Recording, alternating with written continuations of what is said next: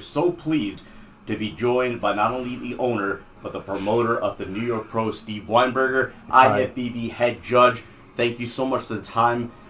What was this past week like? The New York Pro, always one of the busiest times here at the gym. It was a great show. It was a great week before because everybody all over the world coming into train, so it was nice to see everybody. Very exciting. I'm ready for like a 3-hour nap. I'm tired. I thought you were going to 3-week vacation or whatever. No, I don't need a vacation. Just a 3-hour nap will do me good. But it was a great show. I was real happy with it. Very successful. It ran beautifully. I have a great crew, great judging panel. Everything was perfect, really. You know, I just have to ask, so let's talk a little bit more about the show. Nick Walker winning, becoming the first ever three-time winner of this show. I want to go back to last year because universally regarded, and in his own words, not the best Nick Walker. He gets the win. Right. And, you know, so much has happened since then. Obviously, he's missed the last 2 Olympias. Right. He's been such a flashpoint. I mean, obviously, there have been comments whether he can or cannot ever win the Olympia, I think what his last ceiling week he is. proved that he can. Right. You know what I mean? The last 2 weeks, Pittsburgh and New York, the attributes that you saw as compared to last year, what are you seeing out of him, and what makes you think he could stand with the likes of Derek, Sampson, and Hadi? His condition and shape has changed. He's controlling his stomach. I honestly think when he first came out in Pittsburgh, he looked awesome. He was rock hard. I don't know what happened, if he ate something or just got nervous and started holding water, but as the show went on, he started holding water. I thought he looked great in New York, but I thought last week in Pittsburgh at the beginning was his all-time best. Really? Yes. Pittsburgh prejudging, you would rank that. Yeah, I had him winning. I had him winning. Look. Yes. What, in terms of improvements, aside from the midsection, legs, back, because that was a point of emphasis. Right, and his legs came up and his back came up. But you know what? You could always have more sweep on your thigh. You could always have more density in your back. You know what I mean? It's not like always here, just control it. You need to get better all the time.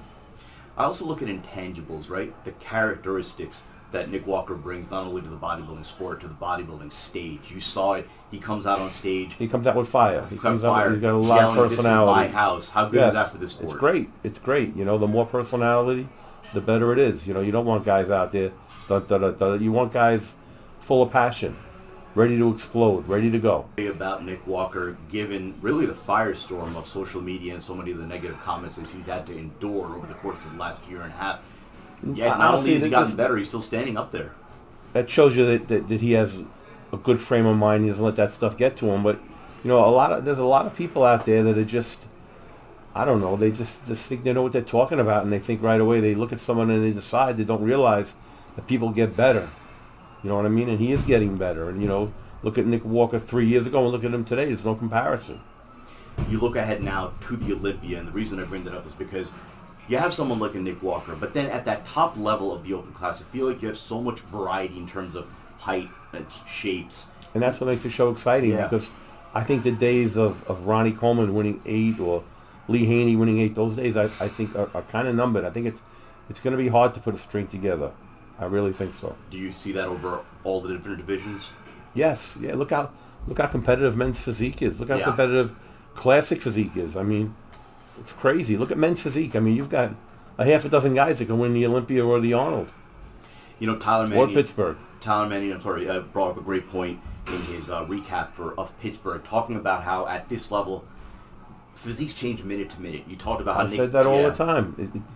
You know, that's why we had that pose down, because we needed to make a winner. We were tied, and the pose down is what made it. And Nick was getting worse, and Derek came on, and that's what pulled it off. If we would have did it 10 minutes later, it might have been different. Let's go back to that, because I felt like that was such an exciting moment, because you yourself as a judge, you were getting so into it. You're like, come on, guys, I love it. You know, I mean, throw some elbows. I don't mean throw some elbows. I mean, let it go. Don't throw no elbows. What was that moment like for you? Again, really, it's exciting. I mean, I love judging. I mean, it's you know, it's. But that moment in itself, essentially, I love when something is exciting like that, and I've got to make a decision, and it's hard. The judges did a great job. No, absolutely. I feel like bodybuilding now, there's so much, again, what you mentioned, the fact that we might be past the days of the dynastic champion. Yes. And then when you look at someone like a Nick, and really sort of a comeback story, even though, yes, he competed last year, but he's missed the last 2 Olympias, and really rebounded in a way where going against a lot of the negative talk about him, and really, you know, again, Nick Talker, addressing his midsection. I feel like, again, it speaks to his character and really speaks to, it's a good model that they set up for a lot of up-and-coming bodybuilders, in my opinion. So you look ahead now to the Olympia, and again, you talk about the likes of a Samson, of a Hadi. Samson, the defending champion, Hadi, Derick. Those are the three names that always comes out of everybody's mouth. Then the question is, who else has an opportunity to disrupt? I think Nick is right in there.